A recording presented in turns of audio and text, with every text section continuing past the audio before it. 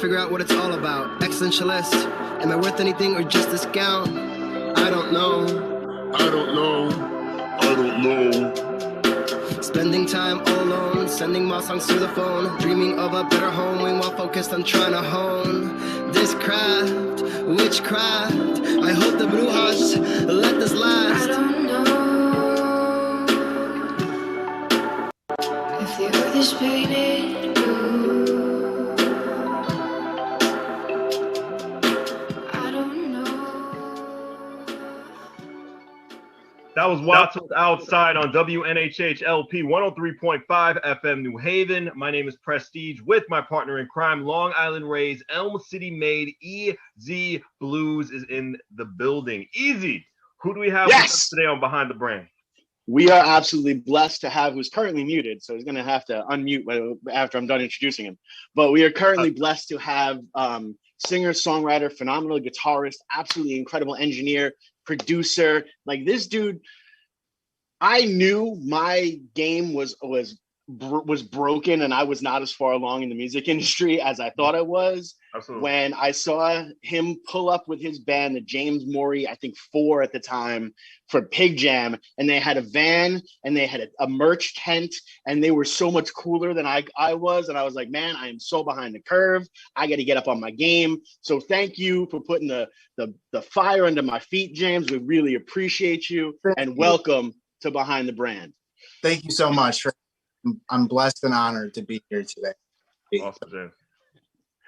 So James, man, let's let people know the person behind all of this, because you've been in this industry for a long time, man. Your story is awesome. You and I have talked a couple of times, but now even going through this interview aspect, you showed me a bunch more pieces, and I absolutely love the fact that your journey is as surreal as the music industry is supposed to be. You know what I mean? Yeah, so it has. Thank you so much. It has been. I have touched on a lot of almost every different aspect of the industry you could imagine. I got my start working as a key grip. And it's kind of funny because when you're like watching movies as a kid, you know, and the credits go, you're like, oh, what does a key grip do? And so I started asking questions. And then lo and behold, it ended up being sort of like my first job. And then when I was 15, I got an internship at a recording studio in Manhattan. And just through dumb luck, it ended up being this place that had a very rare piece of audio equipment that really, it was a Neve 80 series console that I think they got from the BBC. And so Rupert Neve had actually come to the studio to visit it. And I ran into Lou Reed there and all of these different things. So it started this sort of fabric of my life and the things that I was interested in.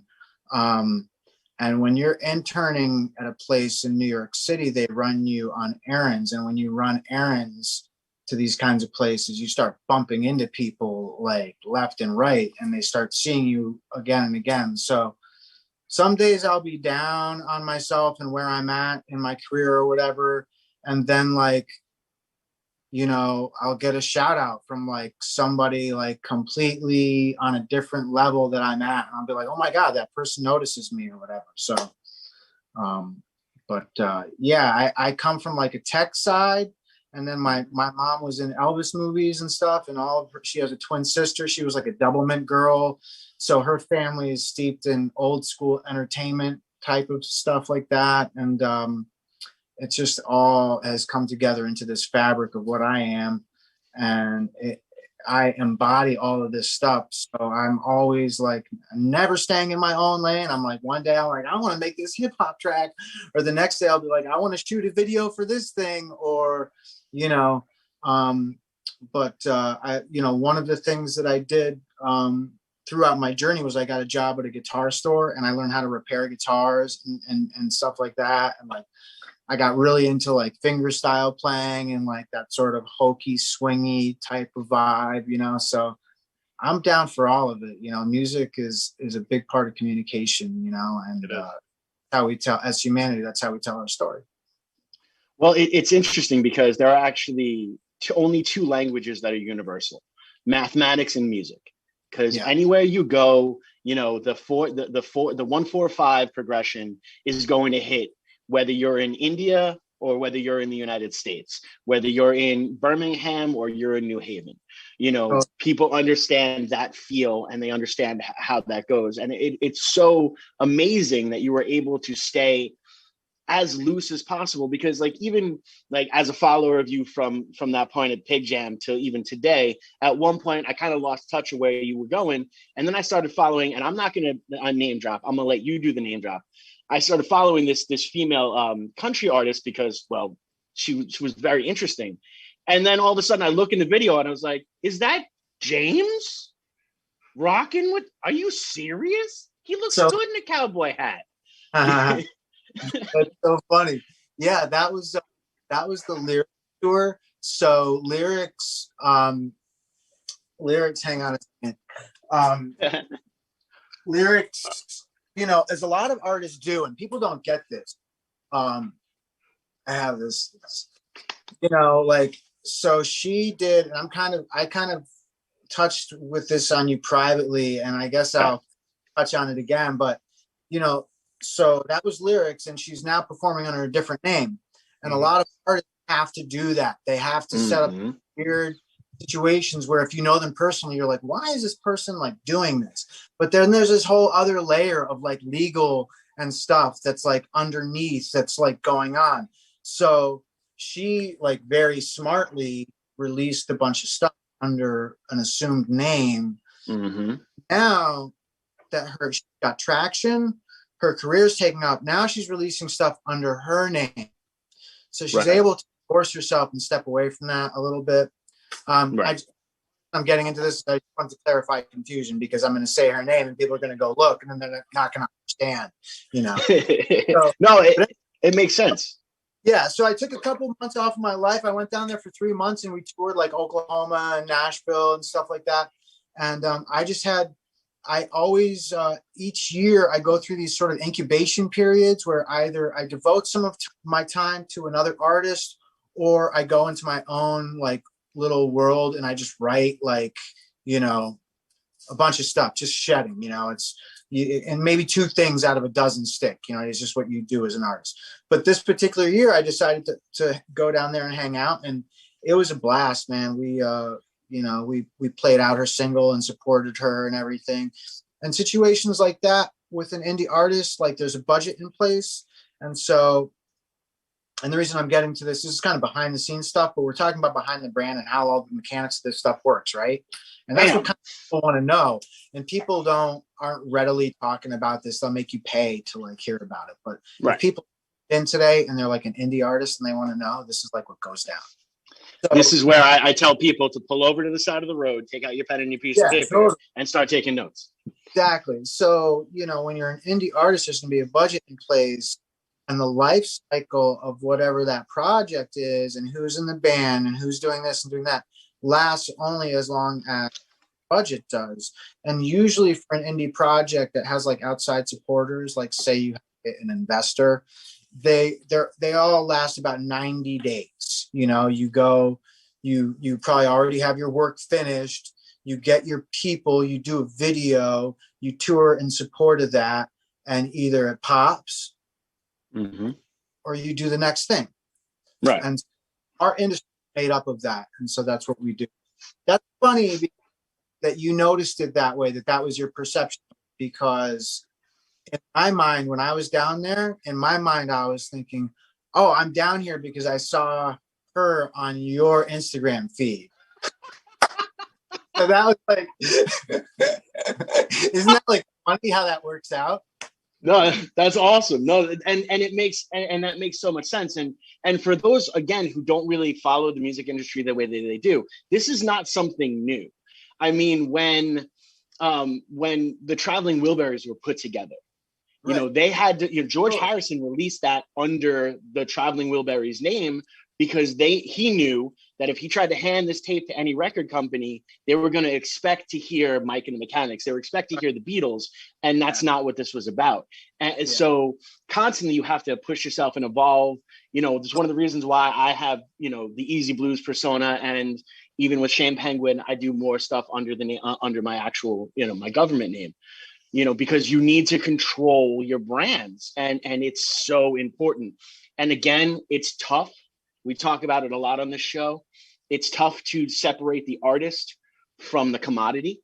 Yeah. And sometimes it's tough for the artist to admit that you still need to eat. Right. And you still need, you know, and you'd like to maybe not have to worry about a roof over your head, sure, or, you know, those different things. And you have to make these choices. You might have to jump in and say, hey, I'm going to write this really cheesy song that's cheesy to me. Right. But then I take it to like Nashville and they're like, hey, we're going to give this to an artist. And then you hear it and it brings you to tears. Yeah. You're totally. Like, oh, wow. I didn't realize I didn't suck as much as I thought I did, you know? Yeah. As a producer and an artist and a songwriter, you have to let yourself write what you're going to write.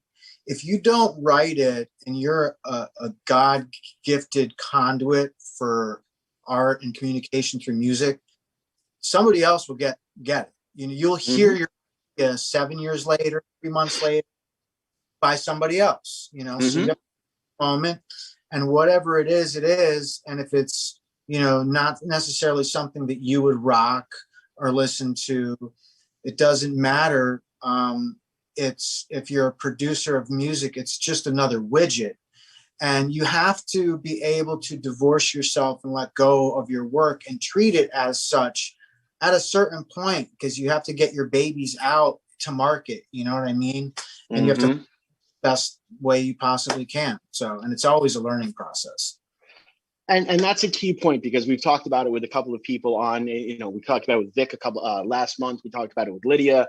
You know, it's not just a matter of coming up with this incredible idea, recording this incredible idea. You know, you still have to get it out to the masses. And marketing is so super important, you know, because, you know, I remember I was sitting in, I'll say in a government office. I won't say where, although if people dug deep enough into the history of me, they'll know what I'm talking about. But I remember sitting and they were talking about putting on this huge event, you know, and they're telling, you know, I looked at their budget and I saw that they were paying an artist that hadn't had a hit since 2006 a whole ton of money. And, you know, they were sitting there and they're like, yeah, you know, well, they released a new song, so we're hoping it's good. And I just, me being me, because I have a really bad filter, I grabbed my phone and I threw it across the table. I was like, there's over 2,000 songs on here and over 2,000 artists that have incredible songs that you're never going to hear. Because when it's times like this, when you have the ability to invest a third of the amount of money you're going to pay for someone who once had a hit into people in your own community, that money, one, is going to be spent in your community, and you're actually going to give them the opportunity to rise up, to level up for those video gamers out there, which is so dang important. You know, I spend the majority of my day actually big upping more people than myself.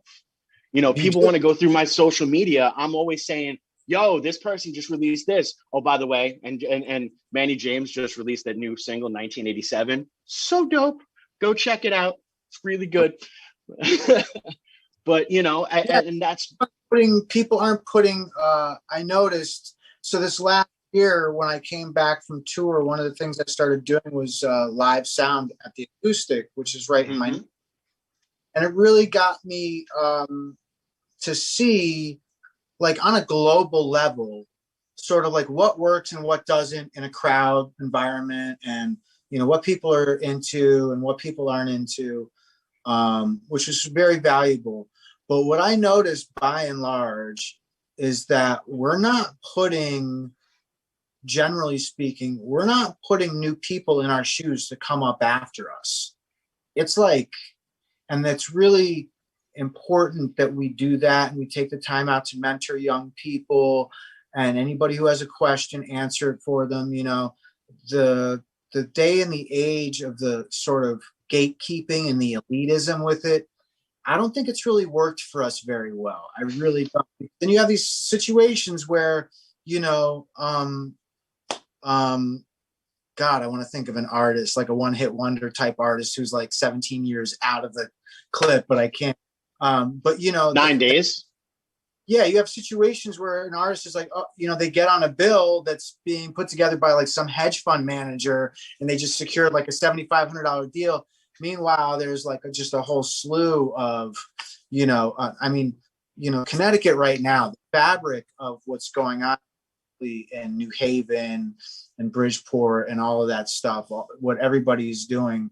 I know a lot of us can't even share what we're currently working on. But I know that there's just going to be a really big explosion of great stuff happening in the next year. So, no, definitely. I work very closely with Vic and Horizon Music. I know for a fact that awesome. there is some stuff that is coming, swinging for the fences. And I'll even put it out there because usually Preston has to push me to promote like my stuff on here because I'm all about like the other art. I'm all about like you guys. But like I'll tell you right now, we're about like Shane Penguin is about to drop a single that is going to launch to the next aspect. That's awesome. We are moving forward, and like when this record drops and we're able to play live shows again, we were a band that was all about the live show. Right. Like I grew up idolizing Jim Morrison, and Jim Morrison's technique for a live show is I want to start a riot. Yeah. And I'm all for that. Like, let's bring it. Both with you on that. Yeah. So like coming out of this, like our first show is April 24th. And if people are not there, there's only allowed 40 people there. Those are the 40th luckiest people in Connecticut because we are going to burn a building to the ground. And that's just how it goes. That's great. Where is this? Really great, and it's really good, and it's really fortunate on WNHH LP 103.5 FM New Haven, myself, Prestige, and my partner in crime, Long Island Rays, Elm City Made, EZ Bluez is in the building. Our guest, James, on Behind the Brand. I want to know one question. Tell me about the Black River Stones. How did that band form? Tell me everything about that from start to finish. So basically I started off like in a 4-piece. And then I just needed to create a way to delineate. I had we had like a little weird shake up. I don't even remember the details, but we turned into a tree. And I just needed a way to delineate it, just in my own mind. Mm-hmm. And it's so silly, but I knew I wanted the word black in the name. And I knew that I wanted the word river in the name because there's a song that I like that's called The River. And I wanted to pay that an homage. And I couldn't think of the other word. And I was looking at my fish tank and there was literally 3 Black River stones in the bottom of the. It's so stupid. And I was like, huh. So I used that as the name. Mm-hmm. And I put together a package really quick of a drummer and a bass player. And we just did a bunch of shows, and it was a bunch of material I had recently written. But my original drummer from the band prior had a rotator cuff issue, I think. Ouch. Took him completely out of the game for 2 years. Back together, say la vie, rest is history. But so that was just a little rock trio that gave me the ability to sort of play around the New Haven area and have a little bit of fun for a minute. I don't know that we're going to be going out like that again, just for a whole lot of reasons, that's just cost so much money to put on a show. It does. And what I learned is, like, if I'm going to go out of state, I'll probably just call a drummer and a bass player from that state. Right. Rather than carding 2 dudes. I mean, don't get me wrong, family's great and everything. We all want that dream, but it's sort of, once you reach a age, people are less inclined to like take vacation time to go hang out in a van. Right. So, easier, quicker, faster, better to work on your own and get your product out, and then, smart book tour, hopefully put support locally in place, Right. So, but that's the story with Black River Stones. I mean, I love that project, and that's sort of how I think about everything in my career. Each sort of EP or album or whatever I put out there, there's almost a little concept to it. and it a lot of times goes all the way down to the band. And that's the sort of package of what that is. And sometimes it goes and sometimes it stops. But the material obviously always stays with me. And I love going back and playing through that stuff, whenever I do solo shows or I'm allowed to play with people whenever that happens. Hopefully sooner than later. Yeah. Oh, please. But for real. Totally. And people who have that band and that family unit that they're always able to get back to and jam with and do. I just tend to upset people too much for that to have any, past 4 years or so. Well, one thing that's that the thing. doesn't upset me, Easy, I'm very sorry to cut you off. Yeah, I really like James's background. I think that every little piece within that background of your studio tells a story. Which is your favorite story within that background? Anything that comes to mind? Any great memory that comes out, James? I appreciate the question. I guess one of the weird things, so I have this sort of thing about me where I try not to be starstruck, and whenever I meet anybody, I always try to just be like, oh, we're just two dudes just hanging out, you know what I mean? Right. So and I think my mom ingrained a lot of that in me, but I bumped into Prince once, and we were both clothes shopping. We were both shopping in the same store. There was no one in the store. It was just he and I, and we were looking through the same pants rack. Oh, man. And we just had this weird back and forth, like. And it was the most surreal thing. But just one of those stories, man, that I will take that with me forever. And how it smelled and everything. I can remember it all. And it was all like one of a kind. It was just a one of a kind experience. And he made me feel like he knew me, Right. and I was all about. Instantly, just like that, just the whole vibe. Yeah, we were just vibing out for like a hot minute.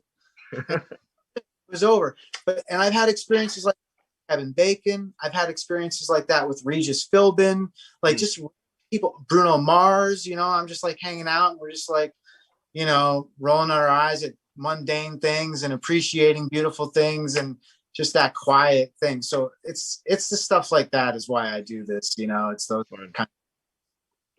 those are my favorite. That's what's up. Well, and that's so important too, because a lot of people that will be listening on the radio and you build up this entire fantasy aspect of it. And even, through pop culture, like throughout the entire time you're talking about, meeting Prince, all I wanted to be like, did he offer you pancakes? You know what I mean? Like, because of the Dave Chappelle thing and all those kind of stuff.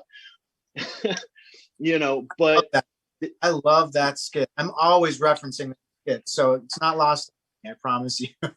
That's awesome. But no, that's the thing, is people forget they're human beings. Like, at the end of the day, they're still human beings. They still will roll their eyes at the same nonsense we roll our eyes at. It's the main difference is they got up and they worked towards what they wanted to work towards, and it's work. Like, there's, they had was it Dire Straits had that hard, Money for Nothing and Your Kicks for Free, talking about how easy it is to be a musician. And you hear it all the time. I became a musician because I didn't want to work for a living, but I've spent so much time working. Like, I don't have a down time. I don't have a down moment. Yeah, it's hard to try to start an artist. No. It's a crazy, it's the stuff and the things that you need to learn about that you never would have thought, and the skills that you attain. It's kind of over the top. My dad was in marketing, so I always had a vibe for it, but I had to take a year or two out and really study it. And I have to continually take webinars to brush up on marketing because of how the world works now. And to set down, the paintbrush for a minute, have to do that. That's like a difficult,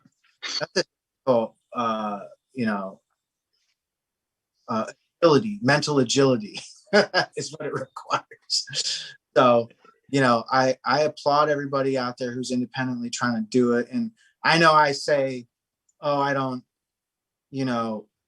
think of myself as an indie artist, but I am one of the most independent artists, I know when it comes down to it. Every little thing at the end of the day, ends up having to be administered by me in one way or the other, Mm-hmm. And that's a key. One of the things we don't talk about really on the show, we haven't had the opportunity to talk about on the show yet, and you definitely have the wealth of knowledge, is what steps do you take when you go through to book a tour? Well, you want to make sure that the market is in place. Then you want to have a venue in mind. And then you want a date range. Mm-hmm. And once those things, it's going to be like 3 circles. And once those all, get concentric, then you can book the show. Zooming out on back to the sort of inverse pyramid thing, you also need a budget in place. So what it really is in this day and age is I recommend $3,000. Okay. $3,000 vacation. It's going to be 10 days. Okay. Mm-hmm. That's going to vary. It could be 12 days. It could be 14. But that budget, you want it to be at a comfortable level on the day to day. You know what I mean? Right.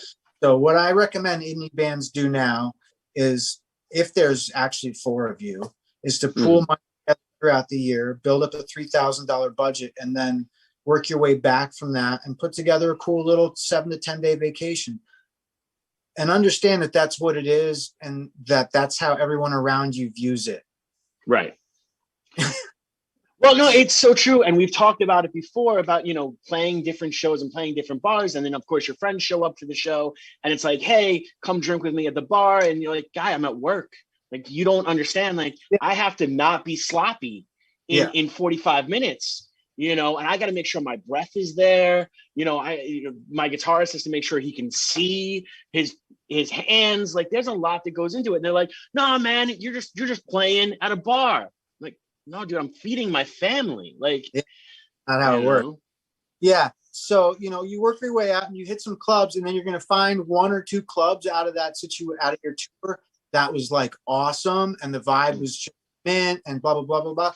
And that's where you go back again. And you create another little circle that includes that club, but then reaches maybe in other areas.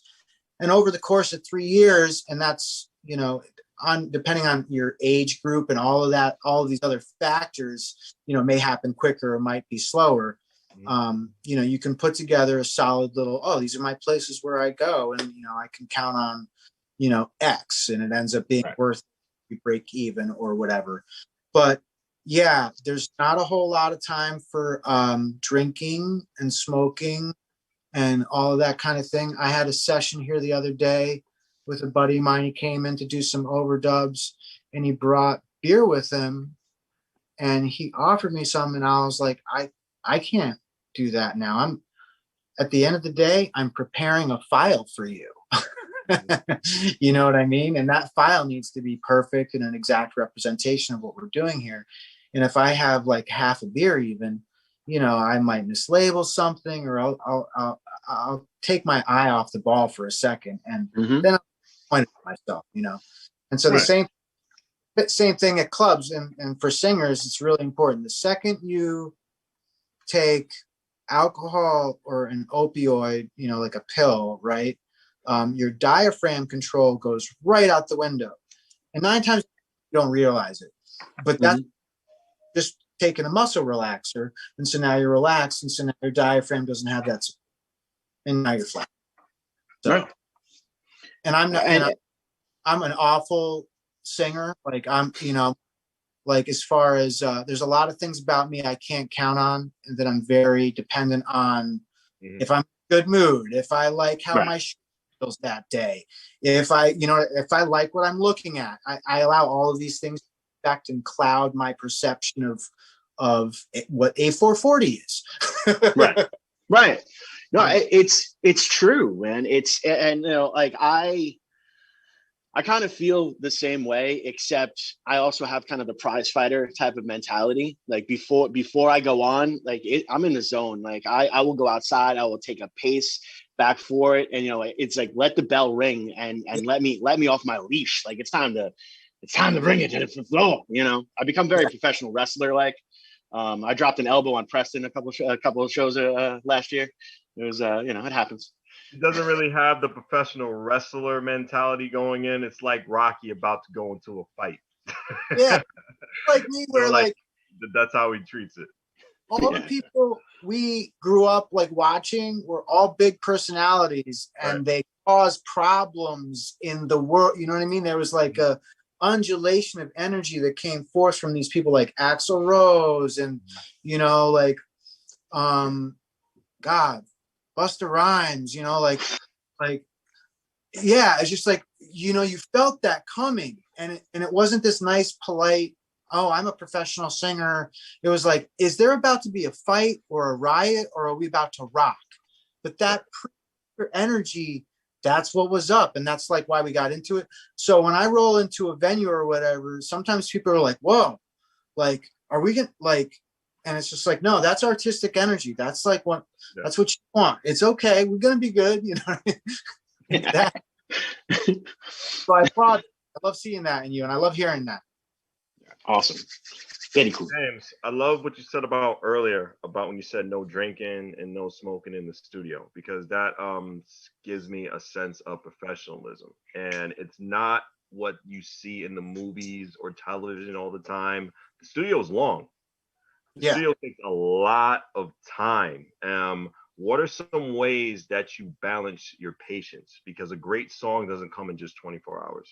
Yeah, drinking and smoking generally.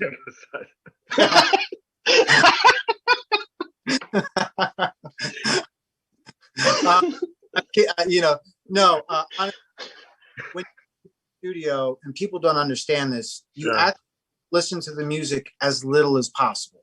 Mm-hmm.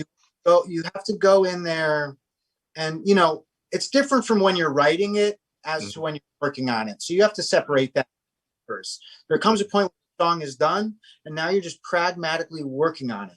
And it's like painting or building a house. Spend too much time in any one spot. You just want to get the job done and then move on to the next thing. So when it's done and it plays on the radio, you're surprised by it. You don't want to be so dead to it that you don't want to ever hear it again. You know what I mean? Now, in the writing aspect, unfortunately, this is where you need to take all of the time in the world. I've been guilty of rushing, but what I'm doing now is allowing things to not be rushed. And so how I deal with my patients then is I have to take a lot of ear breaks. I have, in my studio is set up, so if I want to record something, the mic's right here. Acoustic guitar microphones are right here. My snare drum is right over there. I just push the mic over there, like I'm at a dentist's office. I keep everything super simple, always set up, always ready to rock. If I lose it's okay. Walk out of the room, take an ear break. Don't listen to anything. Eat some food. Try to stretch out. Do something that's healthful. And if I continue to hit a wall, that's when I start helping somebody else. Help somebody further their issue, or help them solve their problem, or work on their mix. Give them career advice if they ask for it. And then I'll feel a key unlock in my own whatever rift I have within me. And then I can, it's balance, like I've been guilty of being locked in a room working on one song for an entire season. I've definitely been that guy. And that has a short shelf life. You can do that a little bit, but at some point, either your ears are going to fatigue, or your cat is going to be hungry. So you got balance is super important, and to refresh your focus, doing other things and being healthful is good. Definitely working for somebody else behind the scenes. What a great question. So because I've only helped myself out my entire career, and aside, I would be working on the job. But when I came back a couple of years ago, I decided to offer my skills to other musicians in the area. And ever since I did that, I've been busy pretty much every day for a couple of years now. And I'm blessed with a very small sort of pod of artists, but they're all super prolific. So, you know, if you ever want to get on the other side of if you ever want to get on the other side of being a struggling musician, you know, find like prolific artists, you know, and you might feel like, oh, this isn't, I'm better than this, or I should, you know, I don't need to be doing, no. A prolific artist is where it is at, and you know, help shape somebody, and you know, be their mentor, and humble yourself, and remember, like, to be in their shoes, and all of those kinds of things. It's been a struggle and a challenge for me, and a learning process. I definitely have been guilty of going into those situations, like, oh, I've been in better places than this. Oh, I've, you know, done X, Y, and Z. I don't need to hear about this. And then sort of zooming out, it took me a while to realize it, but they're all learning experiences, and they're all really important. And I feel really blessed to have met and worked with every artist that I have. And I can't wait to like continue it, you know? So, good stuff.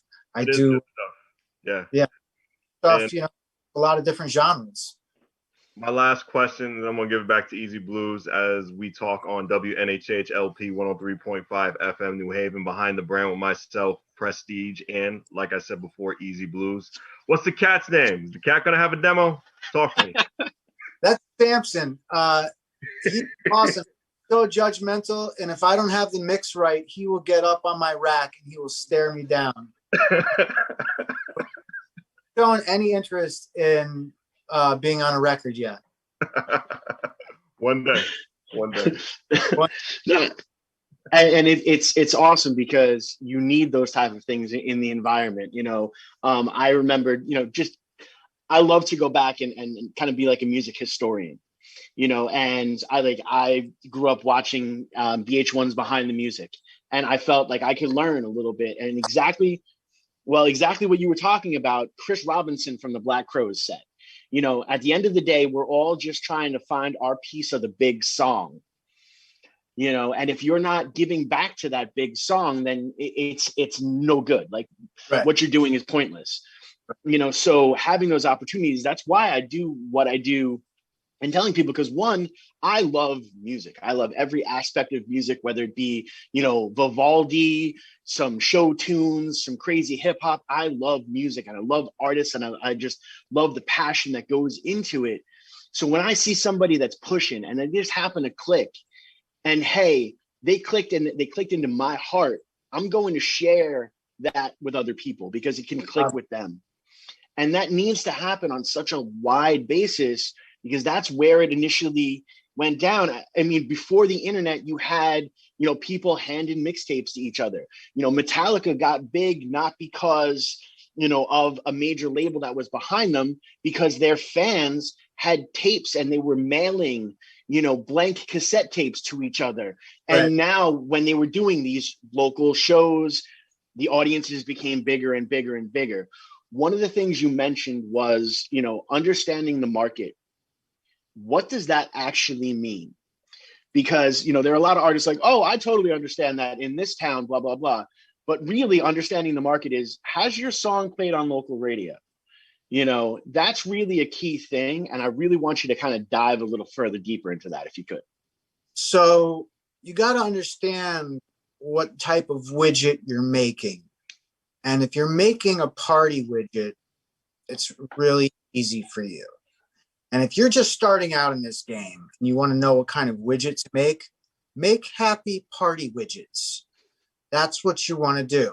Unfortunately for me, I am already all messed up, and so it's sad widgets, but that's okay. What that's forced me to do is really get to know and look at my market. My market doesn't go out. They stay in their bedroom, man. Internet has been great for being able to suss out your metrics and who your market is. So, you know, you want to understand who your audience is and who's getting excited by your music. And you can do that by subjectively understanding who you sound like, and then looking at what they do on social media and what their presence is like and what their fan base is like. And then you can take it a step further by getting to know their fan base and interacting with them and see if maybe they like you.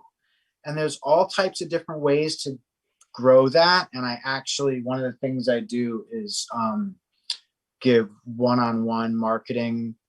You know, I just jam all the skill sets in one day. People, and it's worked really well. I have, you know, little success stories. Other people do it online. I don't want to be like James Mauri, marketing genius, internet guy, like, but I know about the stuff. So there's a whole lot of mechanics to that, and you can, you know, take it really deep and sort of model yourself after things. But you have to be able to divorce yourself artistically from who you are and what you think you are. And you have to honestly be able to tell yourself who you sound like. And a lot of people hate comparing themselves. So probably step one for a lot of people is to get beyond that. You know, you have to get beyond that. What bucket do you fit in? Okay, you fit in that bucket. Let's build your marketing campaign around what we know has worked for that genre of music. Like I said, if you're a party widget, you're already kind of like done. You know what I mean? Like, clubs are going to want to have you. So that's great. You know, people like to dance to you. So that's great. You know, like, gosh, like think about all the great party bands there are. Like when you go to a music, like that's on that, like, this is going back to like, if you want to write a song to make money, like, you know, what DJs play and like what people are into. But if you have difficulty, like you're a singer songwriter, you know, you don't write party music, you know, you're going to find that your audience is maybe a lot more introverted and smaller, but they spend sometimes the same amount or even more. And do things like house concerts and things like that, where you can go play somebody's house and make $1,000 as opposed to playing somebody's club and having to help pay for the club's overhead and only make $250. Now there's a lot of people who have a very lucrative career doing house concerts. And if you focus on and apply the inverse square law and all of these things, you can plan yourself a house concert tour every year and make probably 15 to 20 grand. You know? Wow. And you come to your house. Come on, can't wait to hang out with you, like for real, dude. Because like, yeah, no, well, and that's the thing is actually while you were talking, I was like, well, I know I'm gonna have to hit up James because I am so confused on what the next steps are, and there are so many people that are pulling me in 900 different directions. But even besides all of that, you know, what is absolutely incredible is, you know, you sat there and you talked about, you know, being really honest with who you sound like. But then you have bands, and I'm seeing it more. And the only reason really why I'm mentioning this is because I kind of need to know, because when you're a producer who's been in the business for a bunch of years, you overhear him saying, wow, this is the first like really original band I have heard in a long time.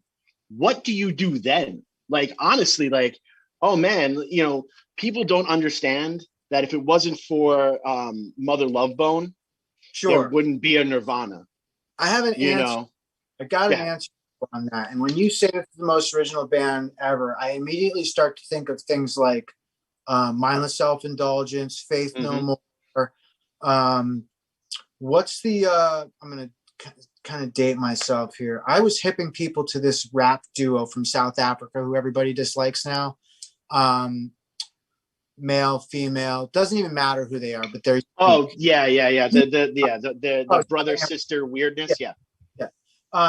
So all of these bands who are like totally original and are like nothing else, there's a common thread there, and you'll find that fans of that music, like, and I might be making a bad example here, but fans of Faith No More probably would also like Mindless Self-Indulgence. Are they the same?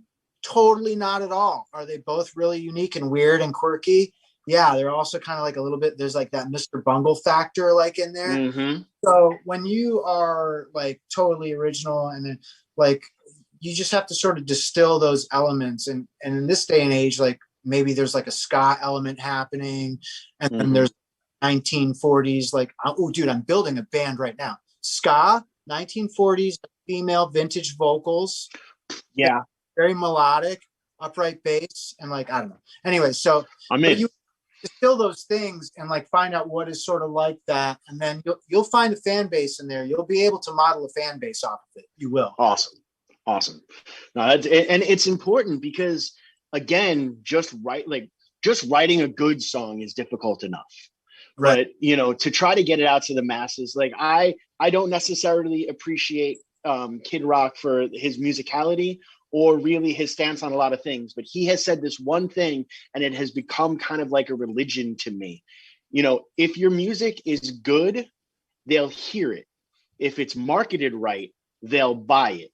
But if it's real, they'll feel it.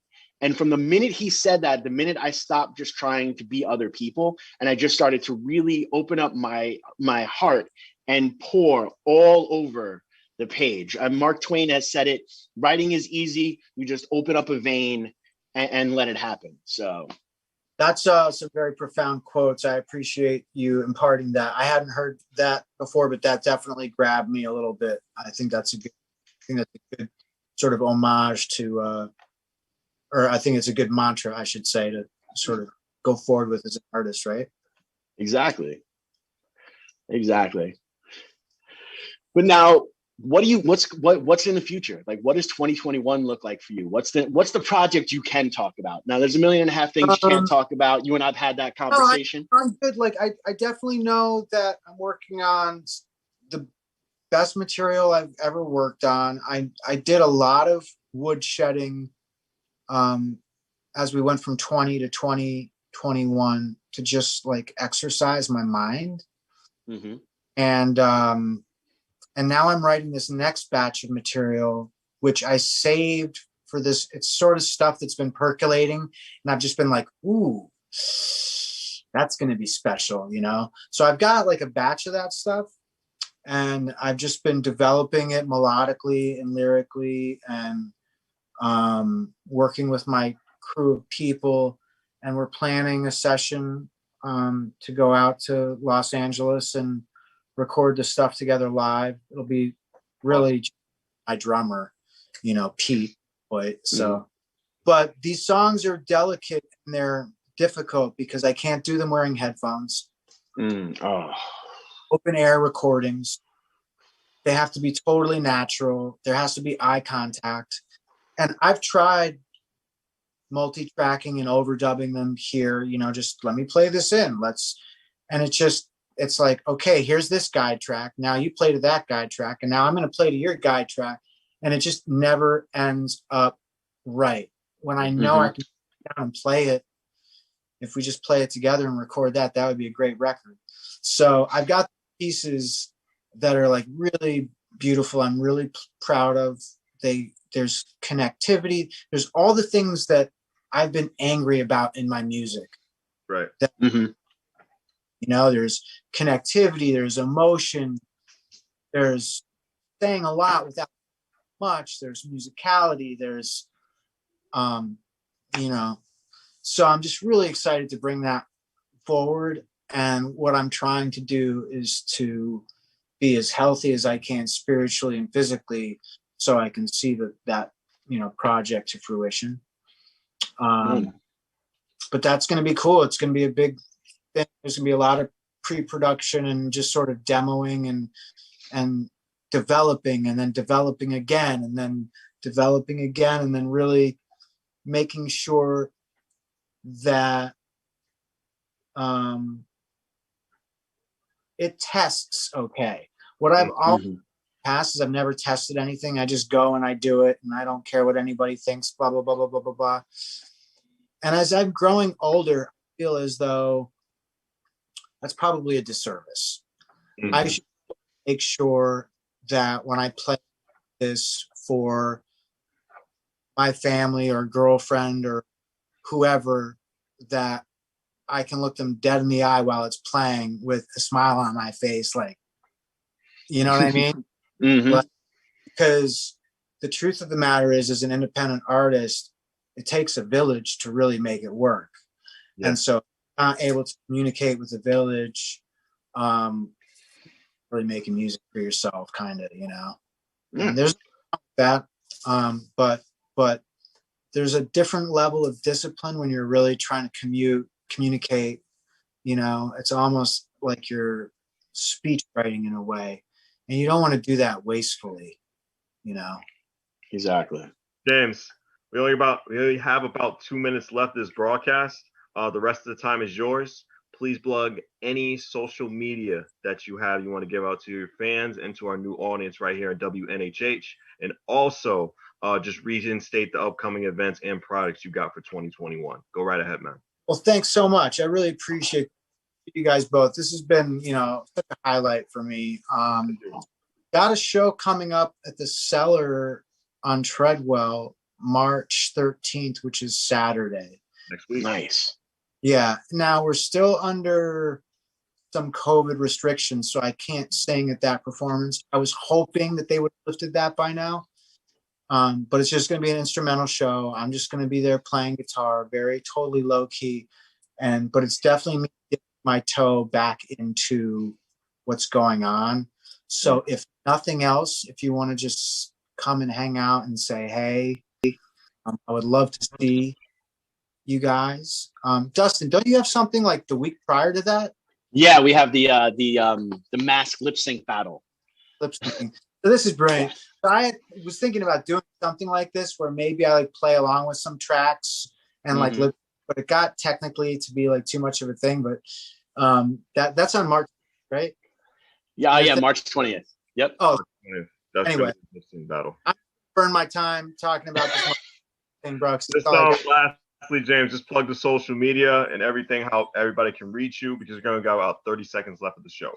Yeah, just check me out on Instagram at James Mauri, JamesMauri, and on YouTube it's James Mauri Music, and on Facebook it's my name. I'm pretty easy to find. You can always drop me a note, and I essentially. Definitely. James, thanks for being part of Behind the Brand. Myself, Prestige, and Easy Blues on WNHH LP 103.5 FM, New Haven. Thank you.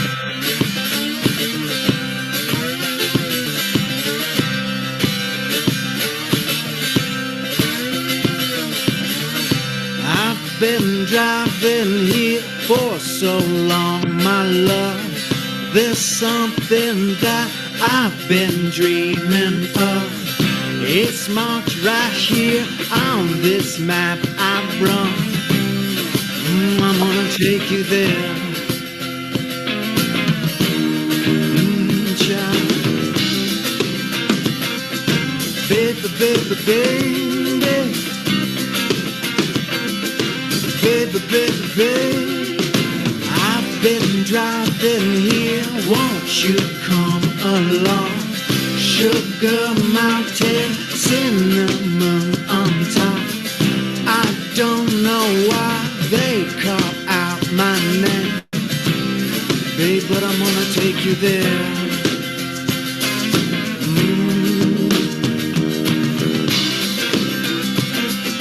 Baby, baby, baby. Baby, baby, baby, now show me that love, child. Come on, baby girl, I need that love.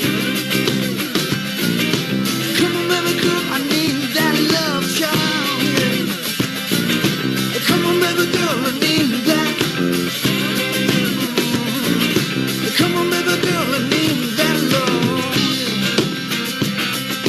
Baby, baby, baby. Baby, baby.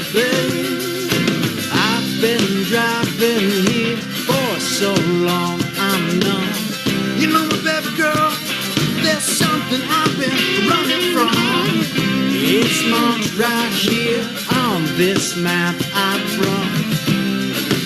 But I'm gonna take you there. Child, baby, baby, baby.